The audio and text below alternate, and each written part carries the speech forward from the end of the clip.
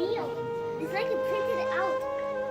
And it's like it's like he actually tried. What? You guys can see this later, but don't touch anything, okay? With your eyes only. So can we touch it with our eyes? Yes. Okay. Musa. No. I'm gonna touch it with my eyes. No, it hurt.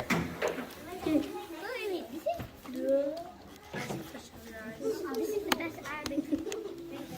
Touch you with my eyes. I'll touch you with my eyes. Come. Okay. Touch you with my eyes. Touch you with my eyes. Touch you with my eyes. Okay, let's see about it. Touch you with my eyes. Touch you with my eyes. I'm gonna fight it. You change. You did this. I can do that. What is going on? What are we doing here? I don't know. You're learning Arabic. No. So fine.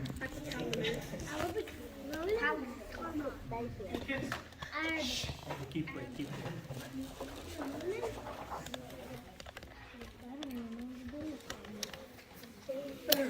السلام عليكم. الحمد لله رب العالمين. اللهم صل على سيدنا محمد وعلى آله وسلم. في كل لمحة ونفس عدد ما وسعه علم الله. أما بعد. قال الله تعالى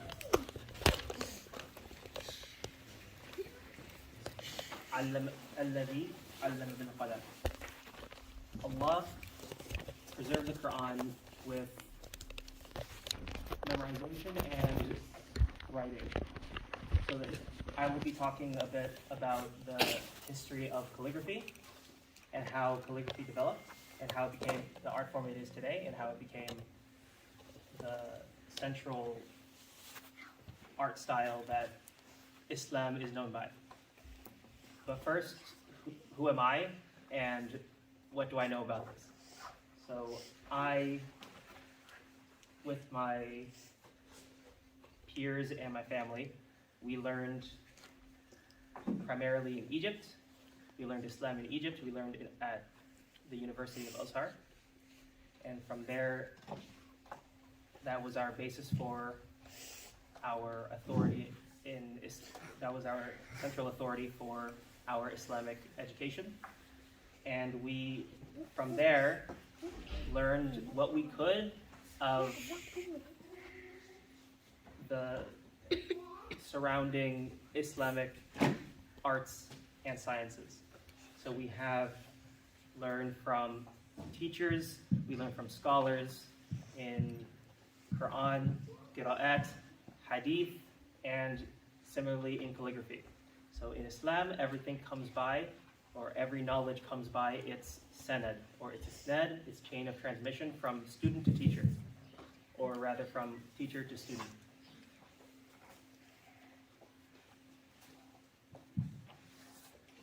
So all Islamic knowledge, or all knowledge in Islam, comes by its isnad from teacher to student. So we were given our ijazas in Quran, in Qira'at, in Hadith, and as well in Arabic calligraphy. So we teach and we also give ijazas in those disciplines. We learned Arabic calligraphy primarily from the Ottoman school of calligraphy, but of course the Ottomans came late and there was a lot of calligraphy before them as well. So we learned calligraphy from all styles, but because the Ottoman Empire innovated in calligraphy, that is the majority of Islamic calligraphy. So this says Assalamu alaikum. It is a khat that is similar to what you might see in the Mus'haf, khat an-naskh. Khat an-naskh is what is primarily written for the Mus'haf, but this is not khat an-naskh. This is a lot more playful, a lot softer. This is similar to khat al-thuluth, but it's not quite. It is a mixture of both from an extinct calligraphy. This is called khat ijaza. So it is specifically, khat ijaza is a sort of blend of naskh and thuluth qualities. But how did these sort of calligraphies become extinct? How did calligraphies develop?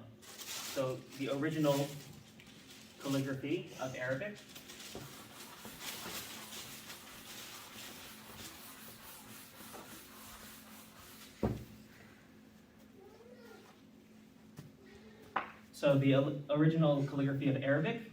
was maybe ironically geared towards the illiterate, people who could not read. And one might think, how do illiterate people read calligraphy? So you might have seen, can anybody give me a word in Arabic? Maybe something quick? All right, you? كيف حالك؟ كيف حالك? All right, perfect. All right, so the first calligraphy was Kufi. But before Kufi became a learned discipline, it was, again, like I said, mainly iconography for illiterate populations. So that when they looked at some sign that had that calligraphy, they would immediately know what it says. Not because they can read, but because it looks unique. So كيف حالك? How might we write that in this type of, or this style of Kufi? This one's a bit difficult, but we'll try. All right, so.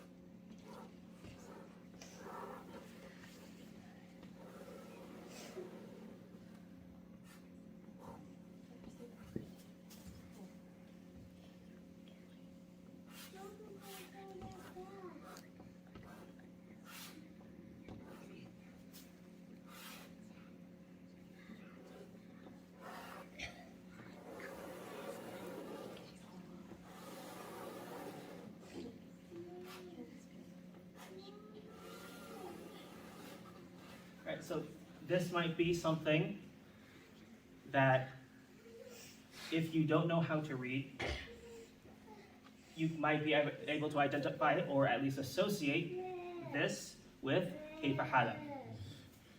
It's very simple to memorize the shape, and you won't confuse this with any other shop, any other word, or any other brand. So primarily, this is Kufi Murabba, square Kufic. This was primarily used, again, by merchants to brand their shops, sort of like a logo, an early logo. After Kufi Murabba,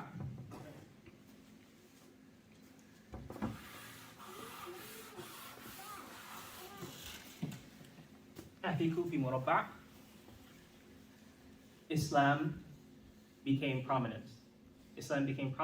And with the Sahaba, they started to develop Arabic calligraphy.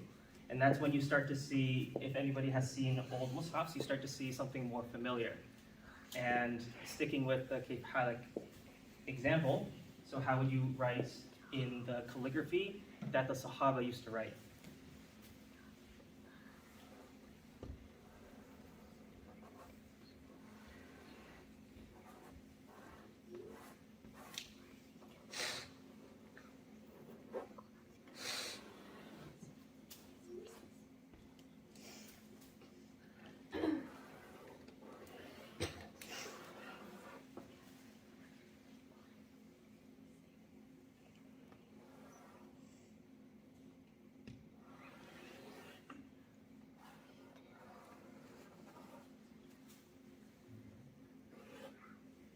So I ran out of room there, but Kayf Halak in Kufi Mushafi. So this is the calligraphy that the Sahaba developed to make it much easier to read the Mushaf, to have a standard way of recognizing Arabic and reading Arabic. But this is very difficult to read and very difficult to write. It is not quick, and it requires a lot of long strokes and precision. So this was reserved for the Mus'haf because of how difficult it was to, again, read and write. after Kufi Mushafi,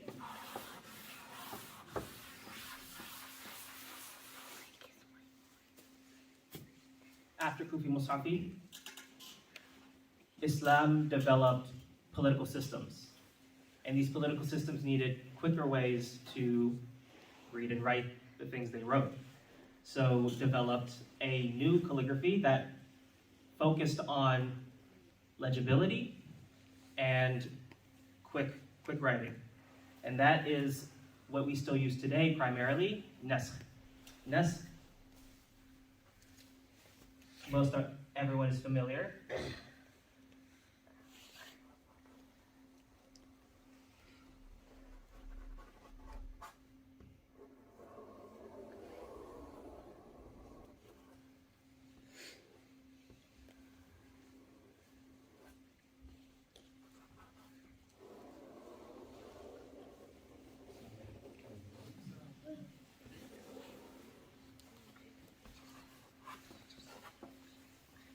I'll stick to Kaifa from now on because the calligraphies will get bigger from here.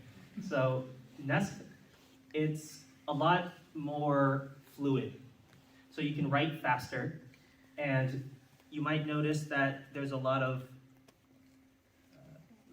detail at the joins of the letters, where the letters join. And that is because instead of having to write consistently every single letter, like you have to do with Kufi, or you have to write the entire word at a single time, with naskh you can write each letter separately. And when you write each letter separately, you're going to lift the pen, and when you lift the pen, you're not going to have ink. So this was the early development of naskh. But naskh didn't look very good. The Arabs still favored or still were interested in the artistic value that Kufi provided. So they wanted some sort of in-between, that they can have something that most people can read, but also have something that looked nice. So developed the next sort of calligraphy, or calligraphy style, which was thuluth. Again, sticking with Kaifa.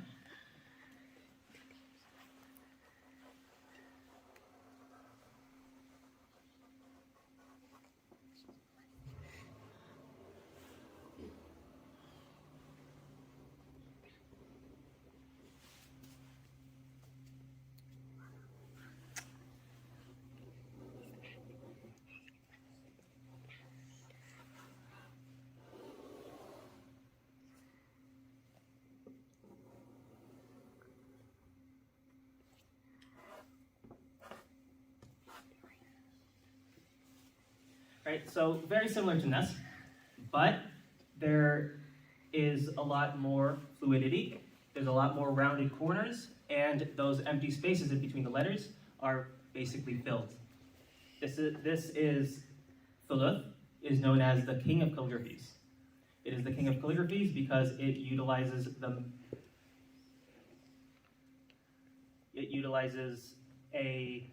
or you could say the most, or it utilizes types of manipulations of the pen that other calligraphies don't need. So with that we have thuluth.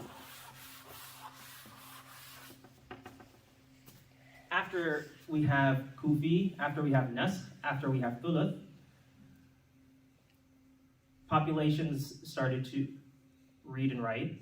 They don't want to have to learn how to read and write these difficult calligraphies. They don't want to know how. They don't want to learn how to. They don't want to spend the time to perfect their Kufi, perfect their naskh, or perfect their thuluth. So develops the simpler calligraphies. Simpler calligraphies like ta'liq. With ta'liq, we have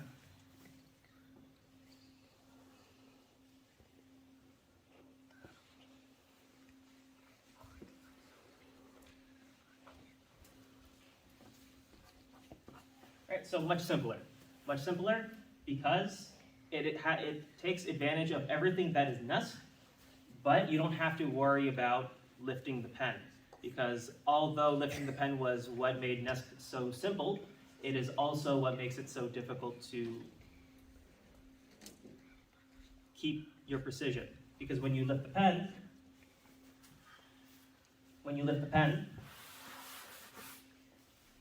you have to reset. And when you reset while writing, that takes time. So nobody wants to do that. So instead of having to reset while you do calligraphy, just let the pen do all the work.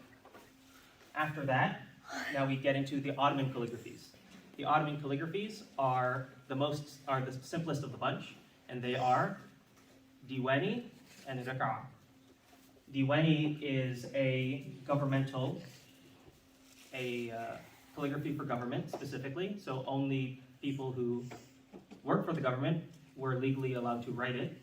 And there were types of Diweni that was only legible by those who worked in the government. So the government doesn't exist anymore, so I'm allowed to write it. So Kaifa for Diweni.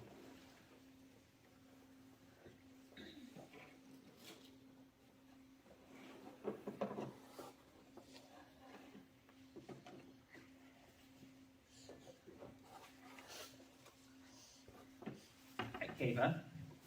And for Raq'a,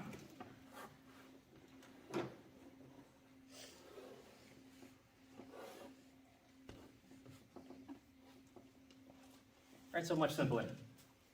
It only utilizes 3 basic strokes: up, down, and curve. So this is much simpler as opposed to those previous calligraphies, which I will get into now, or just after one last thing. So I stopped talking about Kufi for a while. Again, Kufi being those initial calligraphies that persisted for its artistic value. I have been focusing on the Eastern tradition of calligraphy. Everything in the Western tradition of calligraphy still maintains those Kufi aesthetics. So in mainly Africa and Spain, you have the Maghribi Kufi, or Maghribi. And what that would look like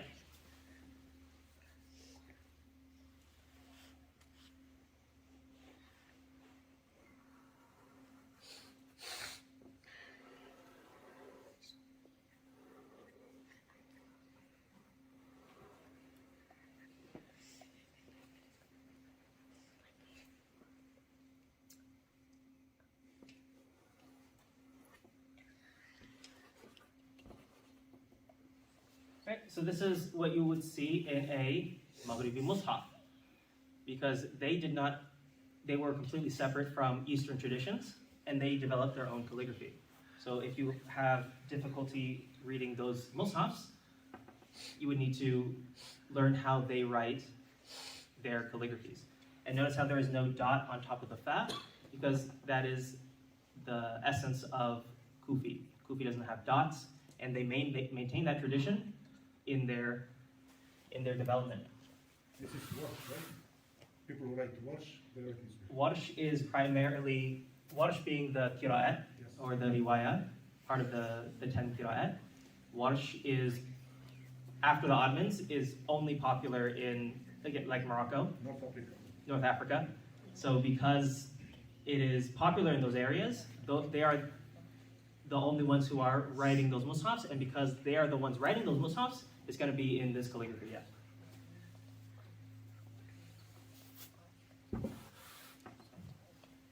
So these were the handwritten calligraphies, but obviously you might have seen more engineered calligraphies. So I don't have the tools to be able to accurately represent those calligraphies, so I will just write it as best I can. So starting from early examples, we have, again, types of Kufi. Kufi Fatimi. Kufi Fatimi looks something like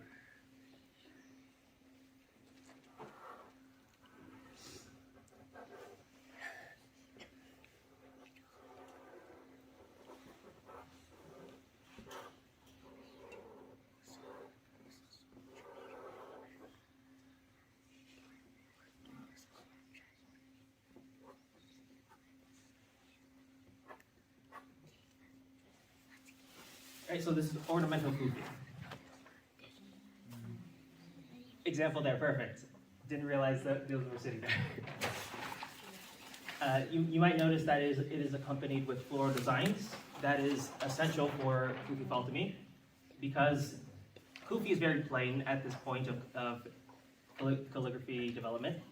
So, compared to those and the rest. So, floral ornaments or other types of ornaments. Do we have an example of the geometric style? All right, don't worry about it. So, two types of art are, beyond the calligraphy, are the floral designs and the geometric designs, which we'll look at the end.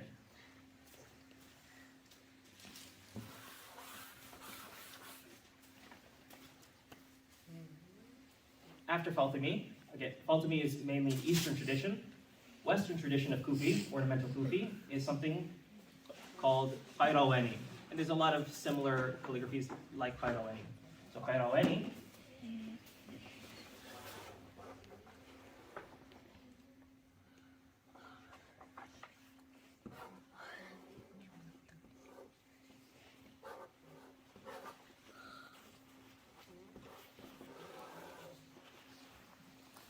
this is something that you might see in Qayrawani.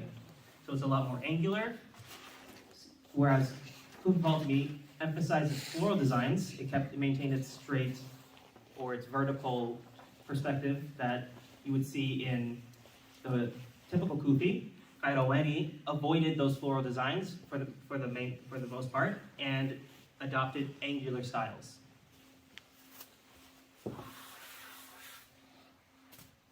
So that's an overview of the types of calligraphy.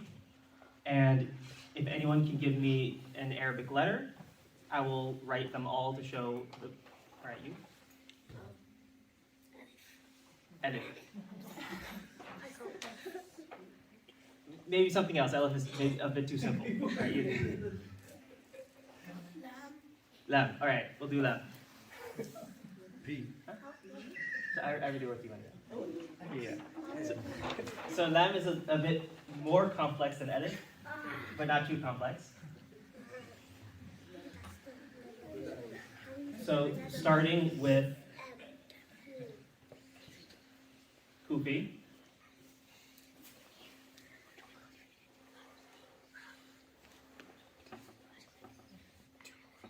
Right, Kufi, very simple.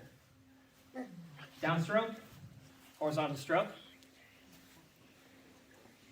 There's also examples of others, or there are other strokes, but in lam you're not going to have those, right? After Kufi, we have Nasr. In Nasr,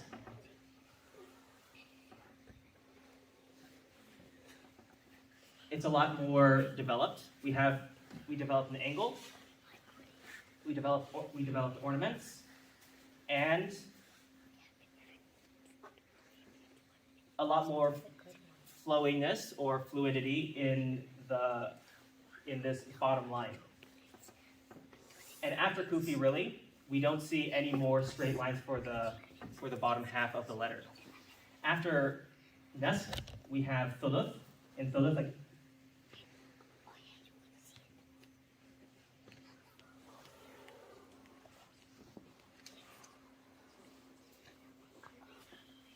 Thuluth is a lot more developed. Instead of just a straight line like we did for Nasr, we have a prominent curve. Not only do we have a prominent curve in the vertical stroke, we have it in every single part of the letter. So here we have a curve that goes this way, a curve that goes back, and something that goes like that. It's a lot more subtle, but every single stroke in Thuluth is comprised of multiple different manipulations of the pen. After Thuluth is Taliq.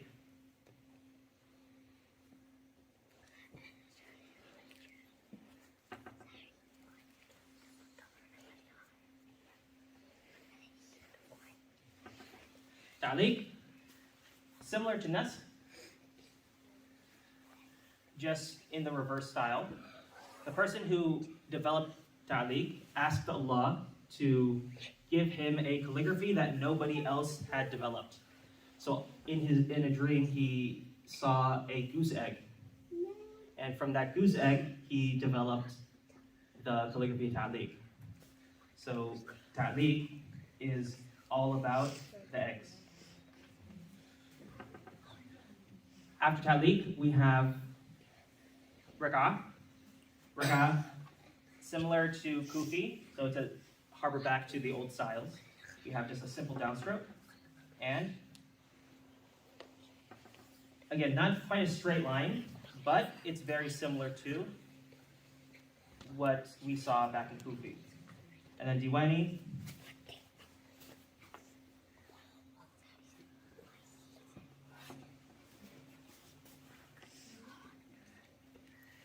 Diwani is a lot more floral, so it adds this with a loop. So that's an example of diwani.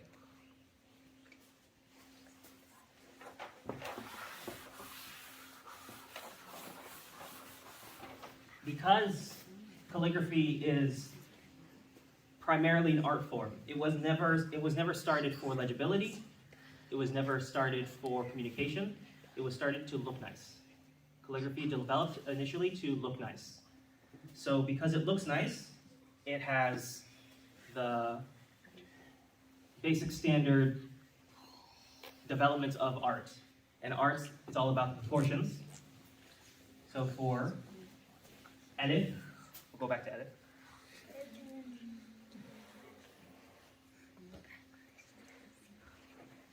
So this is alif. How would anybody describe this alif? Last. It's kind of straight, but also a little bit squiggly. Kind of straight, a little bit squiggly. Any more details that you see? It's an alif. Huh? It's yellow. It is yellow. It has like a little line right at the top. This line? Yeah. Yeah, exactly. When it's going down, it doesn't like stop straight. Mhm. It stops, turns. Stops at a turn. That's a good observation. Yeah. It has like a few corners, like a triangle, and then there's kind of like a straight line and a little curve. It's so you did notice the triangle and you did notice those tinier lines. Exactly. Kind of curve. So this alif is proportioned. Every single calligraphy is like this, but to keep it simple and keep it brief, we'll stick to the alif. We'll stick to the Philip alif.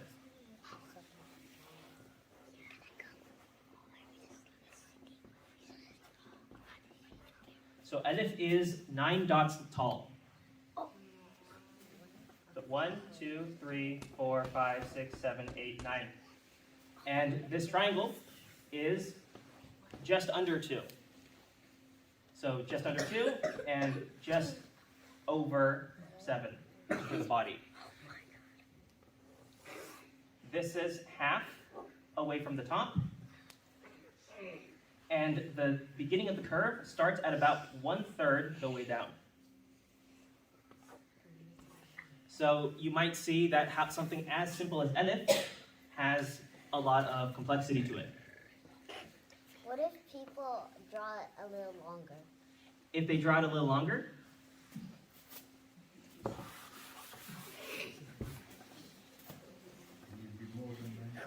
it would be more than 9 dots. So there are a lot of examples of calligraphy. Calligraphy is an art form, so it is based off the interpretation of the artist. It's what the artist wants to do. You might have seen on some flags, they have the shahada, right? La ilaha illallah. So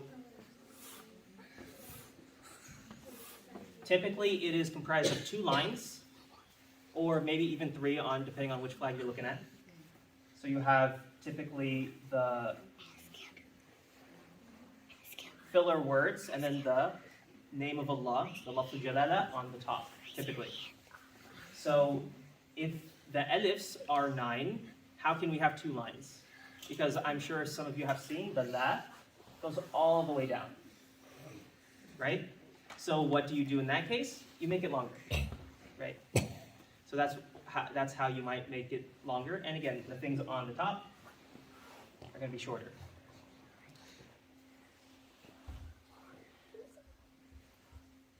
So that wraps up what I wanted to say about the development of calligraphy. Can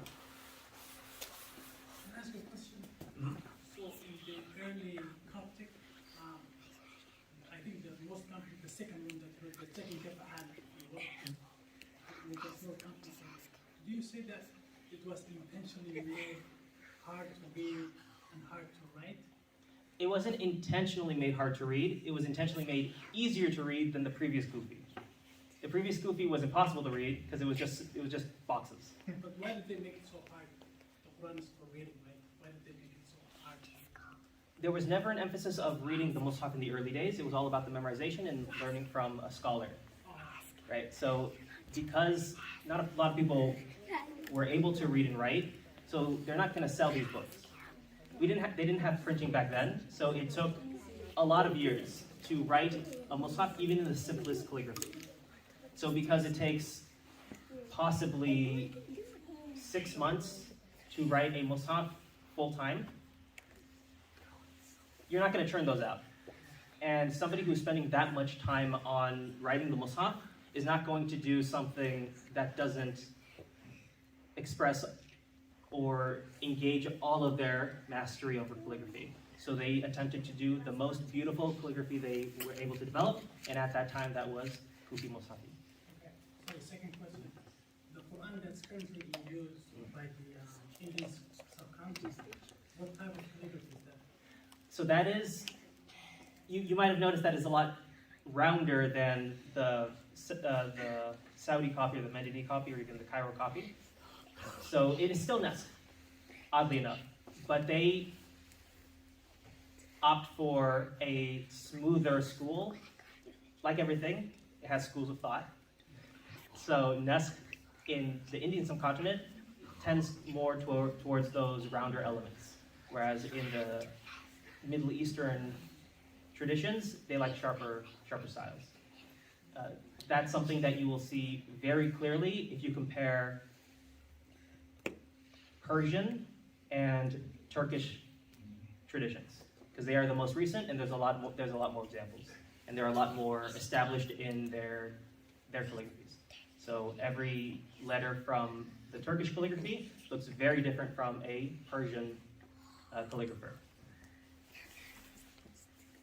Anything? Which one you read on the Kaaba? On the Kaaba they write On the Kaaba. So they do quite a few, but the one that I'm thinking, specifically the emblems, is that what you're asking? Yeah, the golden Go. Yeah, so that is because Thuluth is known as the king of calligraphies, because it's so difficult. It is primarily Thuluth, and that is tagging on to your question.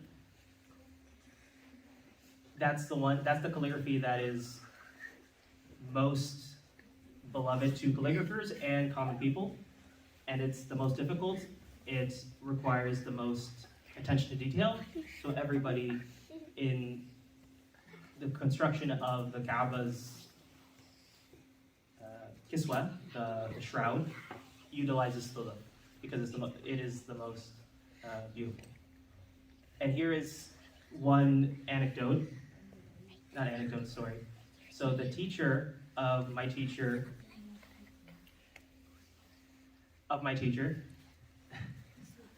Mustafa Halim. Mustafa Halim was Yazidi. He is Ottoman. So when he passed away, his contemporary, which is also one of my ancestral teachers, he saw Mustafa Halim in a dream. He saw Mustafa Halim happy. So he asked, "Why are you so happy?" So Mustafa Halim, again, this is in the dream, Mustafa Halim said, I was given the opportunity to write thuluth on the throne of Allah. So these take from that what you want, but Thuluth has a majestic station among calligraphers and the people. Anything that people would like to ask before I move on to the website? How's he created the dot? How's he said Jim has the dot inside and how? So I skipped over that because I didn't want to go too long, but I'll do a quick rundown unless you have more questions afterwards. Can you see the board? Yeah, okay. So in the first couple of generations after the Sahaba, or after the Prophet ﷺ, the Sahaba obviously did not need the dots. It was with Ali radiallahu anhu where people began to be concerned about the preservation of not just the Arabic language, but also reading the Arabic language. In the early days of the Sahaba, it was completely unthinkable that people would not be able to read Arabic going forward. Just hold on to that question. All right, just hold on. Okay. So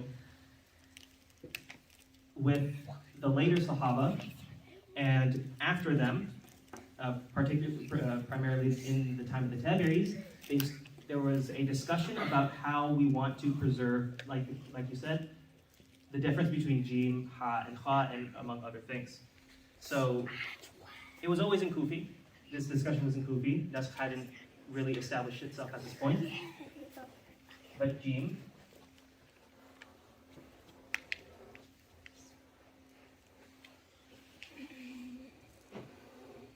right, so there we have a singular Jim. So at this point, people were discussing whether they want to put dots, they want to put lines, they want to put other types of markers. So at the beginning, for Kha, they would put a line on top. That would be Kha. I should have done a different letter that had more dots, but here we have Ba. So for Ba, one dot on the bottom. For Ta, 2 lines on the top. And for Tha, 3 dots, or 3 lines. And at this point, with the with the line tradition of dots, that might be a bit confusing, but to utilize lines to differentiate between Ba, Ta, and Tha, at this point, they used the dots to determine what the letter would sound like. So if it's under the letter, it's going to be a kasra. If it's on top of the letter, it's going to be a fatha. If it's beside the letter, it's going to be a dhamma. So lines were initially used to write the letter, and dots were initially used to denote the haraka, denote the tashkeel.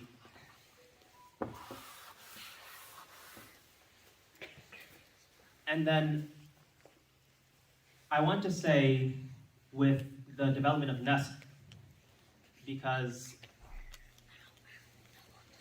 nasq again flows a lot more, so it became difficult to read those lines. So I want to say with the development of nasq is when they switched over to not dots but squares.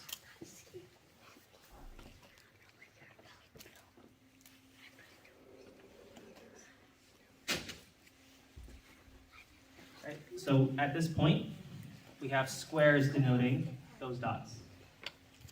And then with that obvious switch, lines for the harakas. Any other questions?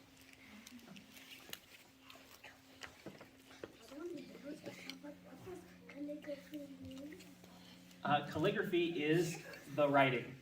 So artistic writing. So writing that looks nice. Okay. That's calligraphy. All right, so if there's no other questions, we'll just kind of wrap it up. Look at what we have on the website.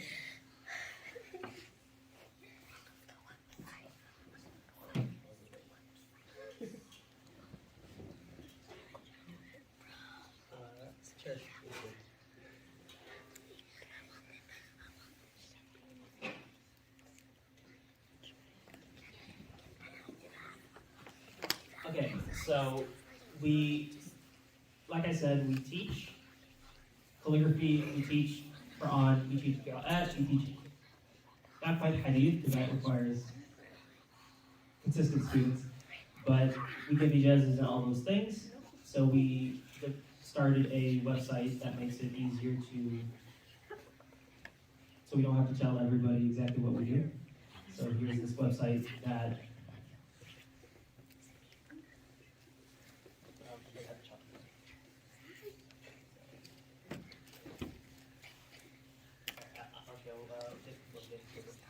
so we have pictures, we have descriptions of what we did.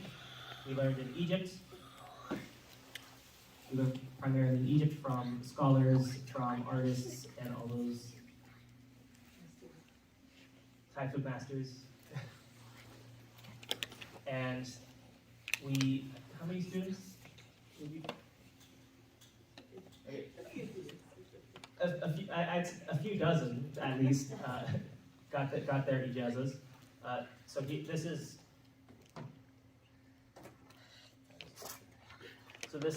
This is the ijazah. This is someone's ijazah in Ta'liq, the Farsi calligraphy. Why is the ijazah in also the language of Farsi? That's a different discussion that we don't have time for. So, Shaykh, can you explain what ijazah is? Ijazah is, the literal translation is license or permission. It is, because Islamic knowledge comes through teacher to student, it is the permission of the teacher onto the student to say, you are qualified to teach and continue the line of knowledge. So that is a quick or brief description of ijazah. So, Farsi, Ta'liq.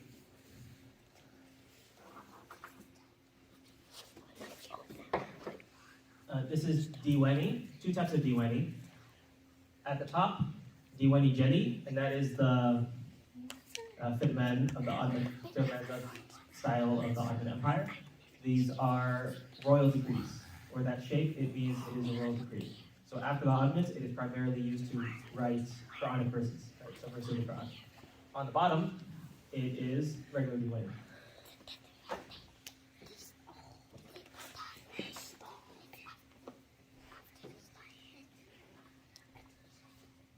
I'm handling these pretty roughly because these are just pictures.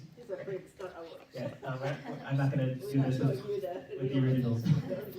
So this is the Maghribi style, the Moroccan style.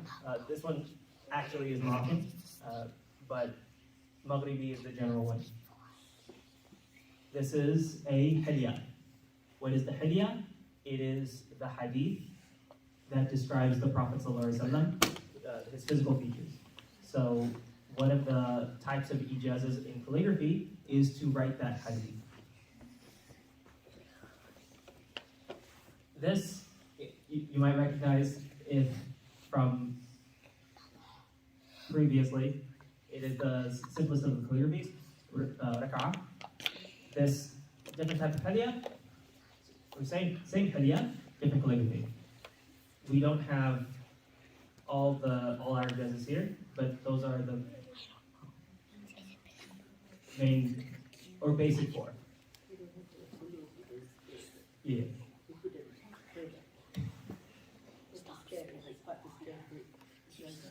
So on this website, again, it has a description of what we do, our education. We also do commissions. As if anybody wants a special order in calligraphy, that's what we do. We also have a gallery of our previous works. It's not quite up to date because scanning large pieces is not easy and very expensive. So I will go through something that I like particularly. This is the Nasq and Thuluth. So this style is called Muraqqa'. Muraqqa' means a combination of Thuluth and Nasq, specifically Thuluth at the top, and then Nasq writing the bulk of of the calligraphy.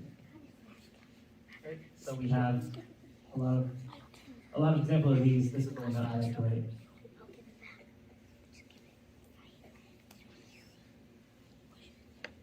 This is muhaqqaq. Muhaqqaq is an extinct calligraphy. It's mainly been integrated into khuluf, but it still has its own unique qualities that make it beautiful to look at. Is there a specific one that you want to look at one with me? All right. Oh yeah, so here, this is what we required our students before they get the ijazah, or after they got the ijazah, to write in an exhibition. So we asked them to write Surah Al-Fatiha and the first page of Surah Al-Baqarah and compose it in however they want, and this is the results of that.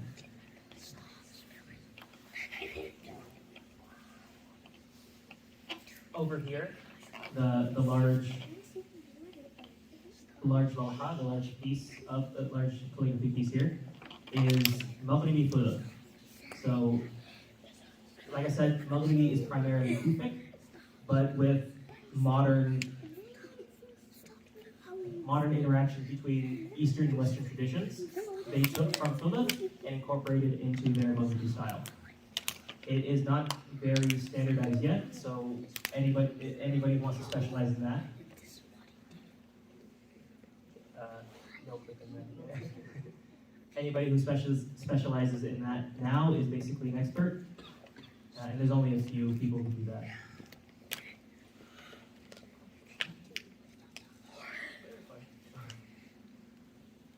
And 3 types of Islamic art: calligraphy, floral designs, and Islamic geometry. These are my works in Islamic geometry. Some are original, some are recreations. You might recognize at least a few of these. This one on the bottom, this one on the right here is a recreation of a zindiq in Morocco, not Morocco, in Andalus, in Hamra. Just like Arabic calligraphy has its sophisticated traditions, so does floral designs. We don't have examples of floral designs except a few. And Islamic geometry as well has its sophisticated traditions as well. Lots of different schools of thought that are interesting to dissect and get into.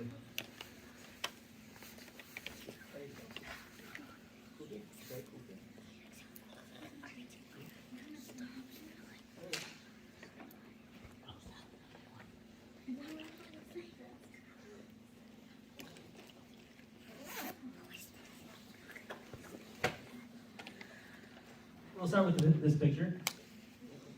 You might see some types of kufi in the background. Those are, what is that? In the back, that is Qayrawani. Over here is Fatimi.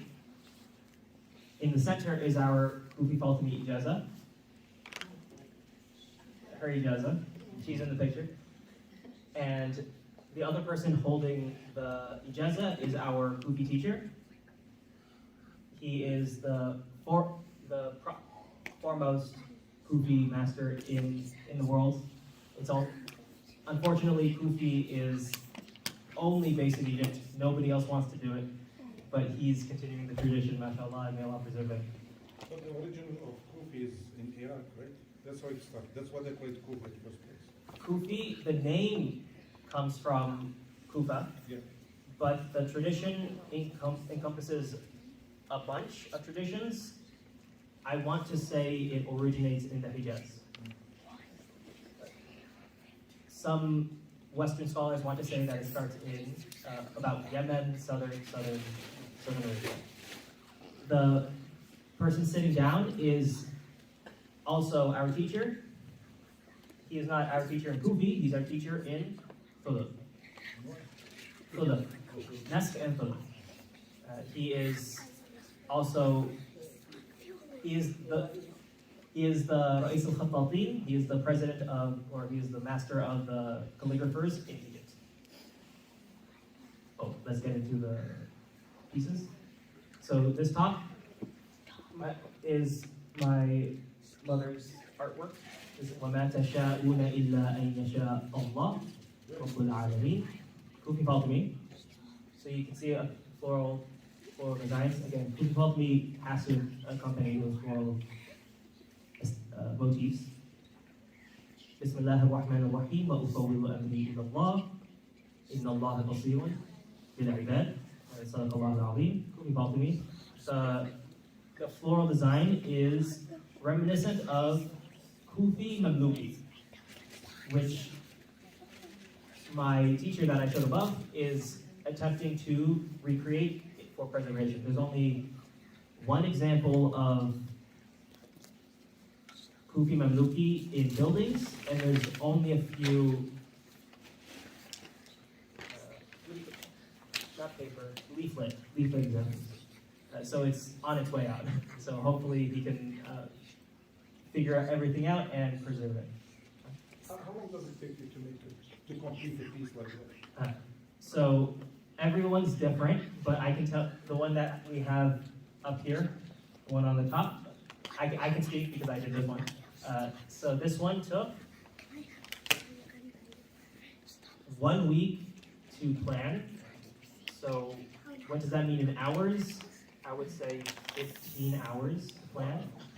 And to actually do it, it took 2 weeks, at least 2 weeks, so that would be about 40, 50 hours to draw it out. Oh yeah, I'm cleaning it up. Yeah. So the writing took 1 week, and the floral design took another week. So 20 hours, 20 hours. A lot of practice. And then I also noticed that you wrote them on special paper, special kind of paper, not any paper. What kind of paper is there? So that is the traditional paper. So this is the paper before modern printing, or not modern paper making. This paper is what was used to preserve paper. You can call this the original archival paper. It is a basic paper. Get any paper you want.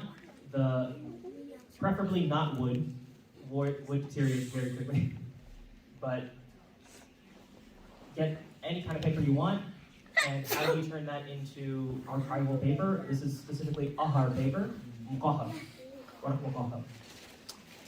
So what you do is you take egg whites, mix it with some soapstone, not soapstone, alum, mix it with some alum, make a chemical concoction, and spread it on that paper, let it dry, do it again, let it cure for a few years, and then you can write on it.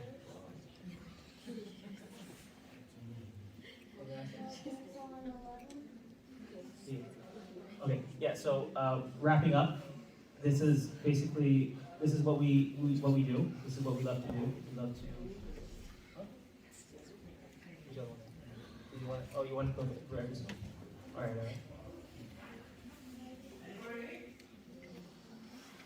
Okay. So here's Ta'liq.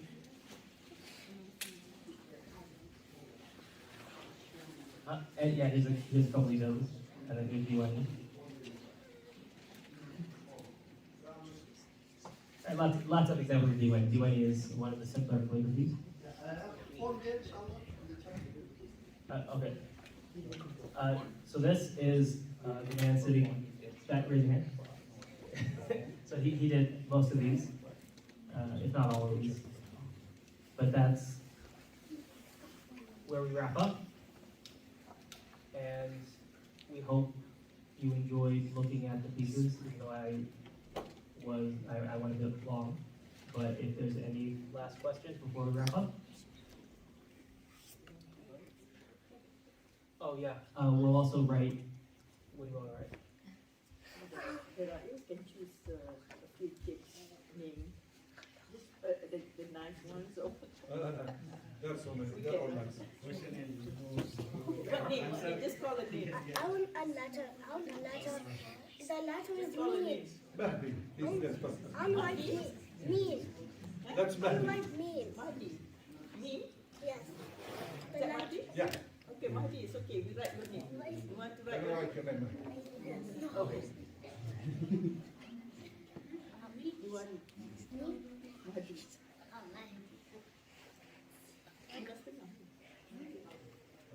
So, subhanallahumma wa bihamdik. Astaghfirullah wa atubu ilayh. So we write Mahdi's name. Go We're right. going to have everybody, but there's no time. Oh, actually, we have until 9:30. 9:30? Aisha is at 9:30, yes. It takes more than 9:30 I for am sure. everybody. But you can write your name and somebody can, you can write it for you and we'll give it to you later. Inshallah. But that if you want it. Thank You don't want it, it's fine. You want it? Yes, on my name. How many of these? One. Okay, you write your name on somewhere.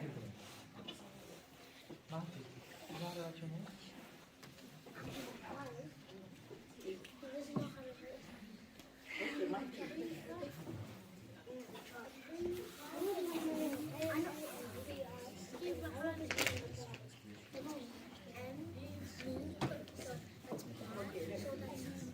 Who wants their name on the paper?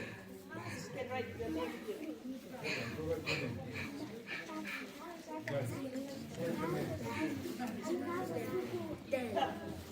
here. All the kids. Musa.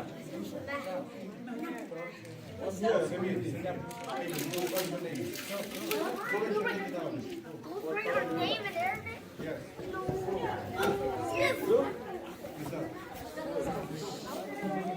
It's okay, we can write it for you. Why you call mine? Mahdi what? Mahdi? Mahdi? No, Mahdi.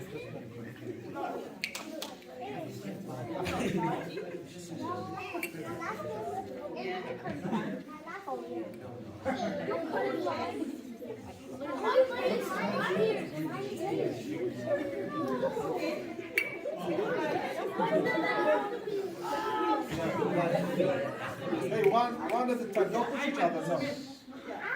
Don't push each other. They're still there. They're not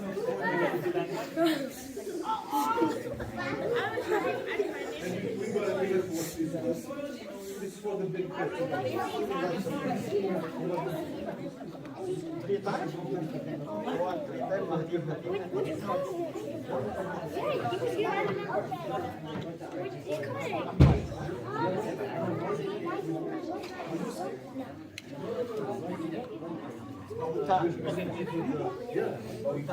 You said one thing about to make the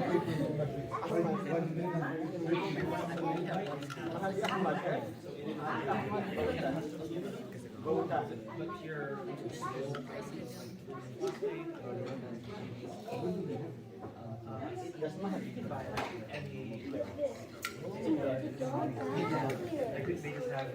Everybody push back. 3, 2, 1. Okay, that's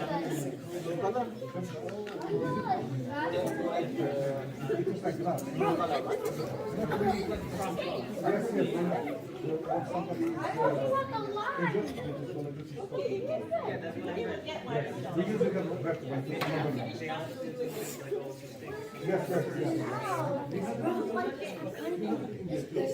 like a white thing, a white phone. I don't know if you did it, but people definitely. Like this. You try it. I've never. If you ever tried it. Also, try it. It's rock. Now's your money you use it.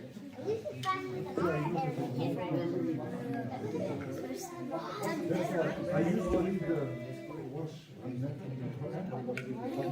because the flour is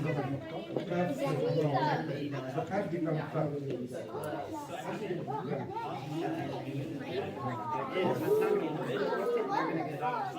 Right?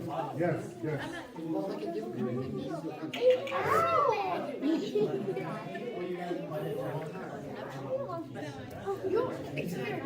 بلاقي الإنسان اللي صح. Okay, everybody just give me one. Do not.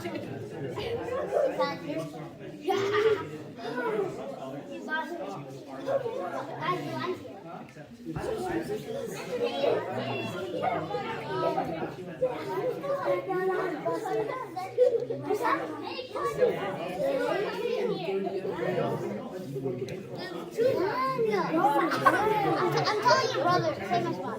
Yeah. She keeps.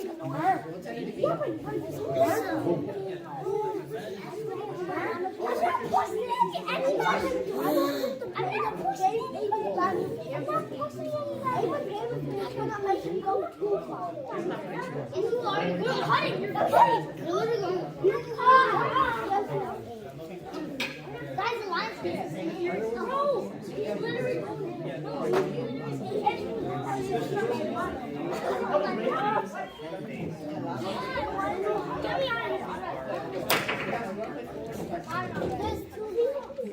no, get in front of him, please.